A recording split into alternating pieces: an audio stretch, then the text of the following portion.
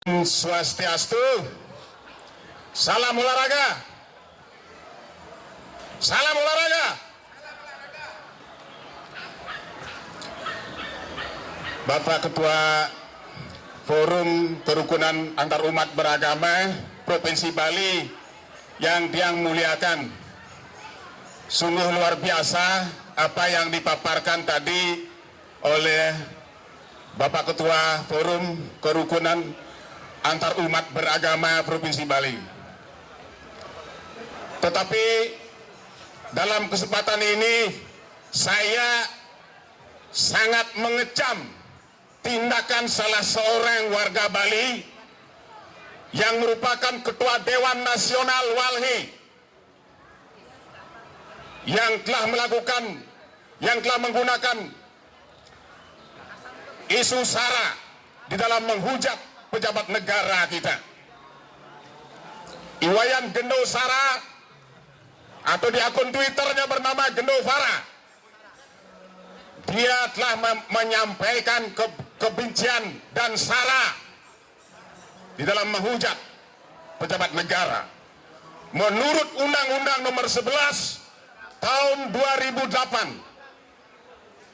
Pasal 28 junto Pasal 45, kemudian Undang-Undang Nomor 40 Tahun 2008 Pasal 16. Jadi kedua undang-undang itu sudah ditandatangani oleh Bapak Kapolri untuk segera ditangkap Wayan Gendo Fara itu yang telah melakukan isu SARA. Dia menghujat Bapak Adian Napitupulu, anggota DPR RI dari fraksi PDI Perjuangan. Kebetulan Bapak Adian Napitupulu adalah teman saya sendiri yang saya ajak berjuang ketika PDI Perjuangan di zaman Orde Baru mengalami ketertindasannya. Kemudian Gendo Sara itu juga menghujat marganya Pak Adian Napitupulu. Jadi harkat dan martabat beliau sebagai marga Batak dilecehkan, dihina oleh seorang Wayan Gendo yang notabene adalah warga Bali. Kita seorang warga Bali yang dikenal di seluruh mancanegara dengan sikap toleransinya, hari ini rusak karena seorang provokator yang berkedok lingkungan. Betul, saudara sekalian. Saya sangat menyayangkan saudara sekalian, kenapa Wayan Gendo itu menggunakan SARA untuk menghujat pejabat negara dan merendahkan harkat dan martabat orang. Perlu saudara ketahui bahwa marga Batak itu adalah roh leluhur yang sangat dihormati oleh marga Batak. Sekarang teman-teman kami marga Batak sedang marah terhadap Wayan Gendo ini. Dan hari ini karena kondisinya agak stres, dia hari ini biasanya setiap hari Minggu dia mengadakan aksi demo tolak reklamasi. Tapi hari ini dia tidak melakukan, mungkin karena dia sedang stres, karena sebentar lagi dia akan dilaporkan oleh marga Batak ke Mabes Polri karena telah melanggar undang-undang penyampaian kebencian dan SARA di muka umum. Penyampaian kebencian dan SARA di muka umum itu adalah melanggar Undang-Undang Nomor 11 Tahun 2008 Pasal 28 junto Pasal 45. Jadi saya harapkan DPP Pospera di Jakarta mungkin hari ini sedang menyusun surat laporan, segera laporkan Wayan Gendo itu ke Mabes Polri untuk segera ditindak secara hukum yang berlaku di negara Republik Indonesia. Yang kedua, saya menyampaikan astungkare, puji syukur kehadapan Ide Sang Hyang Widi Wase bahwa 1449 bendesa adat kita di Bali tidak terprovokasi dan tidak terhasut oleh provokasi yang dilakukan oleh yang namanya Wayan Gendo, saudara sekalian. Jadi luar biasa. Kenapa demikian? Karena jabatan seorang bendesa adat itu adalah jabatan yang sangat terhormat, yang amat keramat, yang amat suci, saudara sekalian.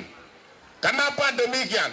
Karena kebetulan Bapak Dewa Haji, Ketua Forum Kerukunan Antar Umat Beragama Provinsi Bali tadi sudah memaparkan dengan jelas dan gamblang bahwa saudara sekalian, pada tahun 1001 Masehi di Desa Bodulu, Belah Batuh, Kabupaten Gianyar, itu para maharesi kita, Empu Semeru yang menganut paham Siwa, kemudian Empu Gane yang menganut paham Ganopatya, kemudian Empu Genijaya yang menganut paham Brahmaisme, kemudian Empu Kuturan yang menganut paham Buddha Mahayana, mengadakan pertemuan segitiga di Desa Bodulu.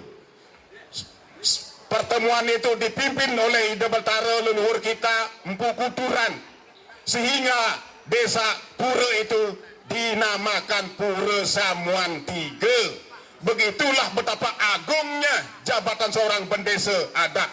Nah sekarang jabatan bendesa adat itu mau dilecehkan, direndahkan harkat dan martabatnya oleh seorang LSM yang berkedok lingkungan. Tidak boleh, tidak benar saudara sekalian.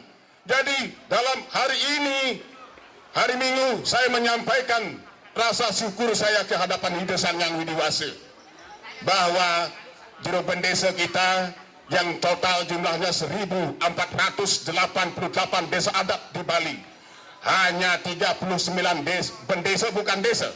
Jadi perbedaan, mohon teman-teman pers di dalam menulis itu agar menjunjung tinggi yang namanya undang-undang pers dan etika jurnalistik yang benar.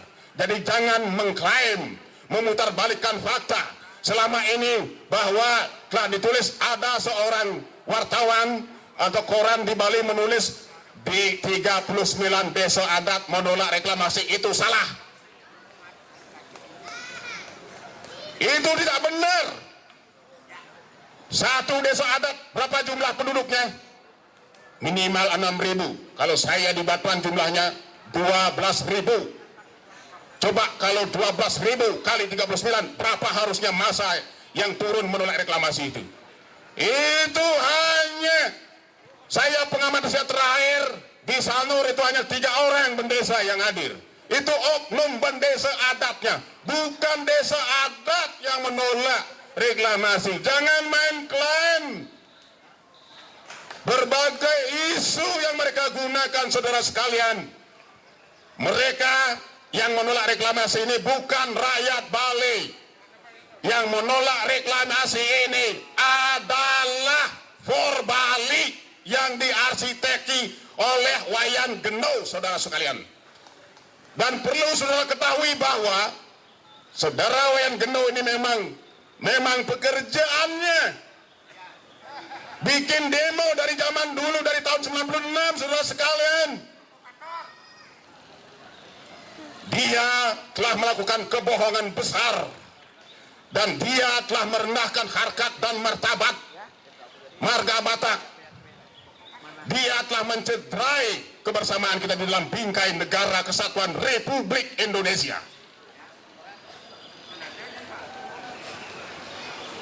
Saudara sekalian, pada awal demo tolak reklamasi di Bali yang dilakukan oleh Gendo, pertama dia menggunakan bendera Walhi, saudara sekalian. Pada tahun 2013 awal dia demo menolak reklamasi menggunakan bendera Walhi. Tapi setelah kita hadapi dan kita pertanyakan, wahana lingkungan hidup, apa yang pernah kau perbuat untuk Bali, untuk lingkungan di Bali? Ternyata mereka ditertawakan oleh teman-teman kami di seluruh Indonesia. dan ternyata mereka hanya berkedok lingkungan. Akhirnya apa yang terjadi? Mereka mengganti benderanya, membuat bendera baru yang bernama For Bali, Forum Rakyat Bali Tolak Reklamasi. Nah kemudian isu yang mereka mainkan, pertama dengan teori baskomnya, mereka telah memalukan. Dan saya bersyukur juga pada kesempatan ini kepada teman-teman seluruh perguruan tinggi negeri maupun perguruan tinggi swasta yang ada di Bali juga tidak terhasut oleh provokasi yang dilakukan oleh Wayan Geno Suwardana, sehingga sampai hari ini tidak ada satupun perguruan tinggi di Bali baik negeri maupun swasta secara lembaga menyatakan menolak reklamasi. Jadi yang menolak reklamasi itu adalah For Bali Geno, jadi bukan rakyat Bali. Kalau rakyat Bali itu jumlahnya 4,5 juta. Desa adat Pekraman di Bali jumlahnya itu adalah 1.488 desa adat, saudara sekalian. Tolak reklamasi. Jadi kebohongan, mereka telah melakukan kebohongan besar, saudara sekalian. Makanya sampai hari ini Bapak Presiden Republik Indonesia, Bapak Insinyur Haji Joko Widodo sampai mempertanyakan apanya yang salah dengan reklamasi.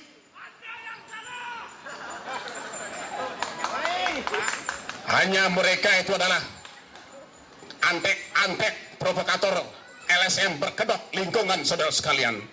Pertama dengan teori baskomnya, mereka menolak reklamasi. Mereka bawa baskom diisi air, kemudian airnya meluap, kemudian laut.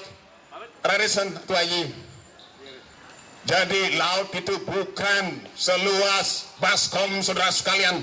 Mereka sempat menuding di gedung Wisma Sabok kantor gubernur bahwa, saudara sekalian, saya dari Gianyar, saudara sekalian, terjadi abrasi di pantai Lebih, di pantai Kelungkung. Mereka mengatakan penyebabnya adalah reklamasi. Pertanyaannya, apakah reklamasi di Teluk Benua sudah dilaksanakan?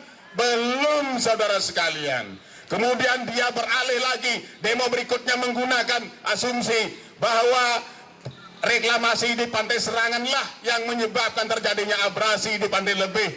Kemudian pertanyaannya, tahun berapa reklamasi di Pantai Serangan dilaksanakan?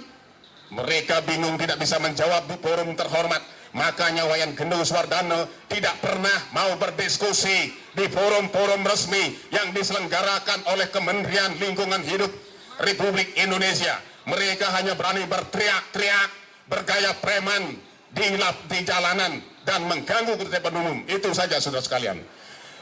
Reklamasi di Pantai Serangan dilakukan pada tahun 1996. Yang gubernur waktu itu dijabat oleh Bapak almarhum Ide Bagus Oke.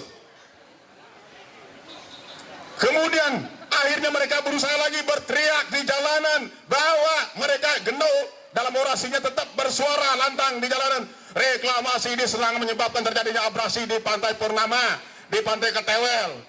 Nah kemudian terjadi abrasi di Cupel, di Banyu Biru, Kabupaten Jembrana, yang posisinya berada di sebelah barat Pulau Bali. Apa yang menyebabkan, saudara sekalian?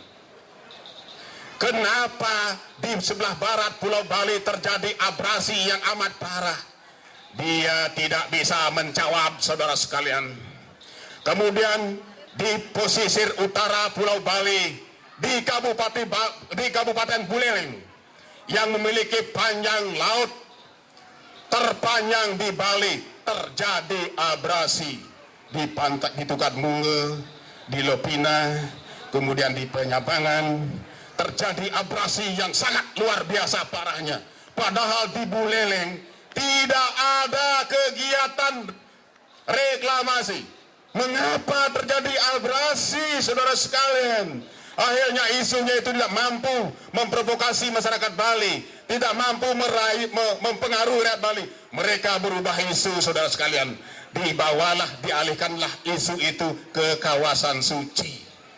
Lagi-lagi sampai Bapak Presiden kita tertawa di Istana Jakarta. Lucu anak ini begitu.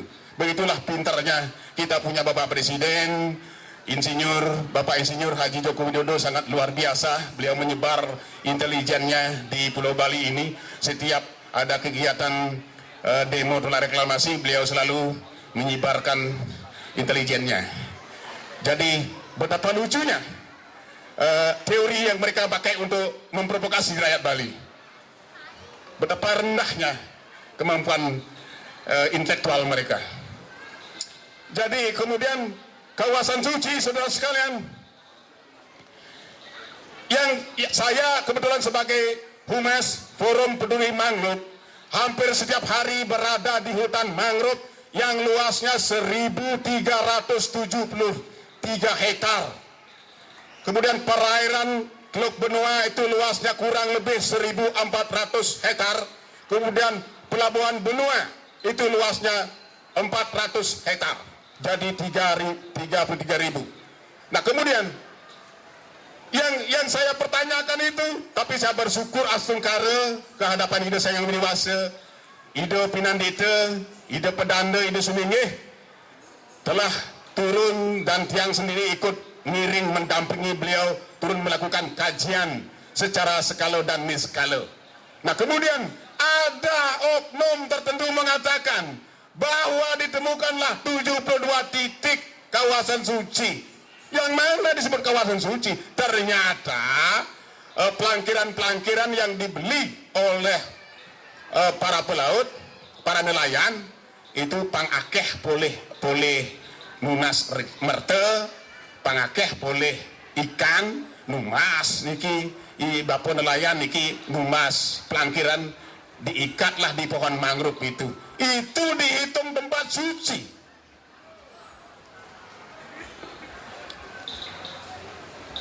Kemudian sampah, ada pembalut wanita, ada popok bayi, ada pampers, ada berbagai jenis limbah bertumpuk-tumpuk di sana. Kalau betul-betul mau membela Bali, bersihkan sampah di kawasan hutan mangrove itu, di kawasan suci itu.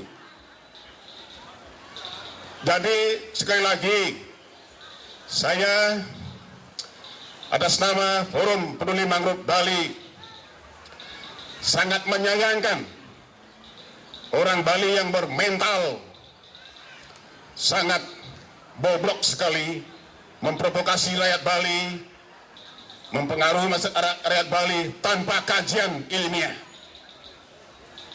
Jadi mereka telah memprovokasi masyarakat dengan mengatakan bahwa investor menghancurkan Bali. Yang kedua, sekarang kepusingan Wayan Gendo. Pertama, dia pusing menghadapi nanti gugatan hukum yang akan dilakukan oleh saudara kami Bapak Adian Napitupulu, anggota DPR RI. Kemudian saudara-saudara kami Marga Batak yang harkat dan martabatnya dilecehkan juga sudah menyiapkan gugatan hukum ke Mabes Polri.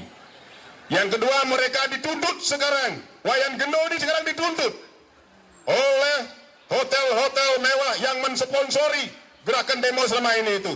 Karena apa? Karena dia telah menjanjikan kepada sponsornya bahwa tanggal 14 Juli yang sudah lewat, izin lokasi reklamasi Teluk Benua tidak diperpanjang. Ternyata Ibu Menteri Kelautan dan Perikanan, Ibu Susi Pujiastuti, memperpanjang izin lokasi reklamasi Teluk Benua.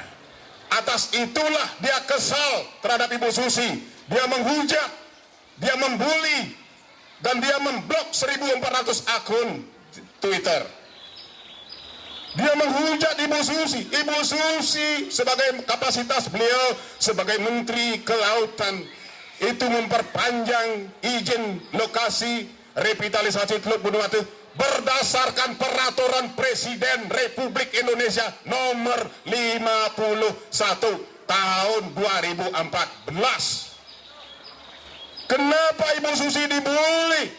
Kemudian Bapak Adian Napitupulu sebagai anggota legislatif di dalam melaksanakan peran fungsi pengawasannya sangat wajar beliau membela Ibu Susi sebagai eksekutif.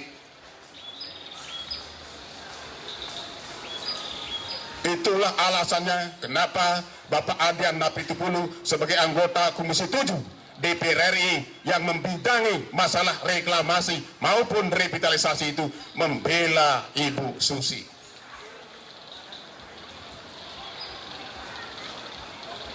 Jadi yang saya pertanyakan, kalau benar investor menghancurkan Bali seperti apa yang dikatakan oleh Gendo dalam setiap orasinya, yang kita punya rekamannya seluruhnya itu, Saudara Gendo nanti juga akan digugat oleh investor.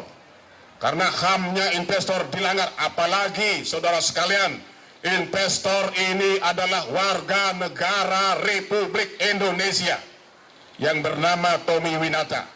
Dan beliau ketika bom Bali 1 telah berbuat banyak terhadap Bali. Ketika aparat keamanan kita akan melakukan pengejaran terhadap teroris Amrosi, Imam Samudra, Ali Gufron. Di situ Bapak Tommy Winata selaku pengusaha nasional juga telah berkontribusi. Saudara sekalian, begitu sayangnya beliau terhadap Bali. Sekarang sangat disayangkan seorang Gendo berani menuduh Bapak Tommy Winata selaku investor menghancurkan Bali. Dan tim hukum investor ini sedang menyusun surat gugatan. Dia juga akan digugat. Karena apa? Karena telah menuduh investor menghancurkan Bali. Kalau betul-betul investor ini merusak Bali, menghancurkan Bali, mengapa saudara tidak buat surat laporan setelah hukum? Kenapa saudara tidak melaporkan ke aparat penegak hukum? Mana buktinya? Apakah saudara punya bukti? Hai, Wayan Gendo Suwartono, saya tantang saudara untuk menunjukkan buktinya di podium terhormat ini. Tunjukkan, naik saudara di sini. Kau Gendo ngomong di sini, tunjukkan bahwa investor telah menghancurkan Bali. Mana buktinya? Kalau tidak kamu berhasil menunjukkan bukti bahwa investor merusak Bali, kau nanti akan berhadapan dengan hukum. Kau akan digugat secara hukum karena telah melanggar HAM, telah menuduh investor menghancurkan Bali. Itu semua tidak benar, saudara sekalian. Jadi saudara sekalian, hanya demikian yang dapat kami sampaikan. Dan tidak henti-hentinya kami menyampaikan puji syukur kehadapan Ide Sang Hyang Widiwasa atas karunia-Nya sehingga masyarakat Bali dan juru bendesa yang maha agung itu tidak terprovokasi, tidak terpengaruh oleh hasutan Wayan Gendo Suwardono. Jadi demikian. Om Santi Santi Santi Om.